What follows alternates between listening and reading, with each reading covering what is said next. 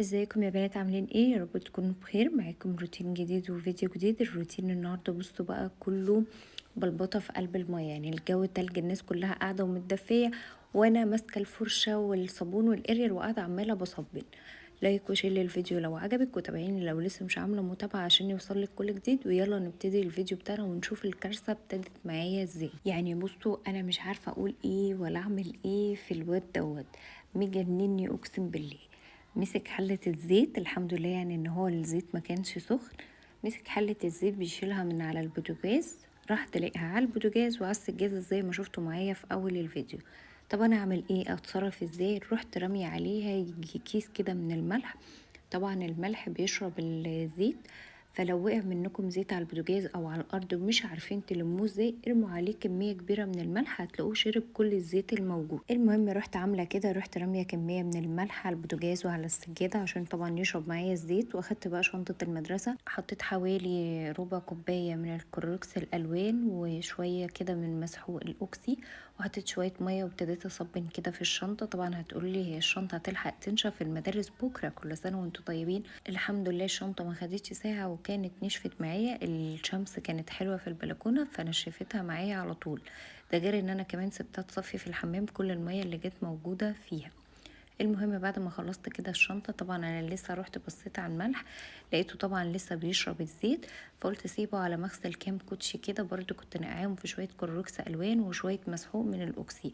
عايزة اقول لكم بقى ان انا ما بفضلش خالص غسيل الشوزات في قلب الغسالة.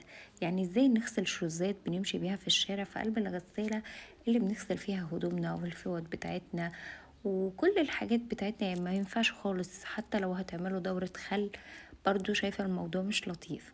طب نغسل الكوتشيات ازاي؟ شايفين طبعا الكوتشي اللي موجود معايا لونه ابيض اهوت هينضف وهيبقى زي الفل. طب عملت ايه؟ كل حكاية حطيت شوية مية وعليهم شوية كلوروكس الوان وشوية مسحوق من الاوكسي، ونقعت الكوتشيات ديت فيها حوالي ساعة، تبيتيهم ليلة كاملة. اهم حاجة ان هما ايه، يقعدوا شوية حلوين في المحلول بتاع النقع ده. المهم بقى مسكت الكوتشيات كده باي فرشه موجوده عندك. الفرش دي طبعا بتتباع في اي محلات اللي هي بتاعت الادوات المنزليه. لو مش عارفه تجيبي فرشه طبعا استخدمي الفرش اللي هي بتاعت السمك او فرش السنان، تكون فرشه سنان قديمه استخدميها، الكوتشيات هتنضف وهتبقى بصوا بتبرق كده معاكم. طبعا انا عماله بدعك وبشطف، لو في اي بقعه او اي حاجه بعيد دعك تاني. وزي ما انتم شايفين الكوتشيين اللي موجودين معايا لونهم فاتح جدا ونطفوا وبقوا بصوا زي الفل كده. المهم اللي انا عايزه اعرفه، يعني انا مش عارفه اعمل ايه في الولد ده. يعني بجد بصوا ما بيبطلش كوارث في الشقه. هو اصلا بصوا تحسوا ان هو ما بيلعبش غير بالحاجات بتاعه المطبخ. انا ما اعرفش ايه اللي بيدخله ورايا المطبخ. هو كان داخل الحله طبعا محطوطه على البوتاجاز مليانه زيت لاني كنت عامله فيها كنتاكي، فهو جاي بيقول لي ايه، انا عايزه اكل الرز ده، وبيشد الحله راح الزيت مدلوق على البوتاجاز بقى وعلى عيون البوتاجاز وعلى السجاد. قلت هو بصوا اليوم باين من اوله، انا هنضف تنظيفه عميقه وهي تعتبر تنظيفه برضو رمضان. حطيت الكوتشيات يتصفوا وهنا كان النور قاطع، واللي على طول بيسالوني بعمل ايه لما النور بيكون قاطع. بقف اغسل المواعين زي ما انتم شايفين، وبرده السجادة هنا كنت بغسلها كان النور قاطع. شلتها بقى حطيتها على الحمام بعد ما خلصت الكوتشيات. كنست الملح، شايفين الملح شرب كل الزيت اللي موجود معانا. طيب هنعمل ايه تاني؟ معروف ان بقعة الزيت صعب ان هي تطلع. اول حاجة استخدموا سايل من بتاع المواعين، واستخدموا كلوروكس الوان مع اريال. بصوا اعملوا لها خلطة جبارة كده. ابتدوا الاول بصابون المواعين والكلوروكس وادعكوا، هتلاقوا الزيت ابتدى يطلع، او الزحلقة بتاعت الزيت دي ابتدت تطلع معاكم.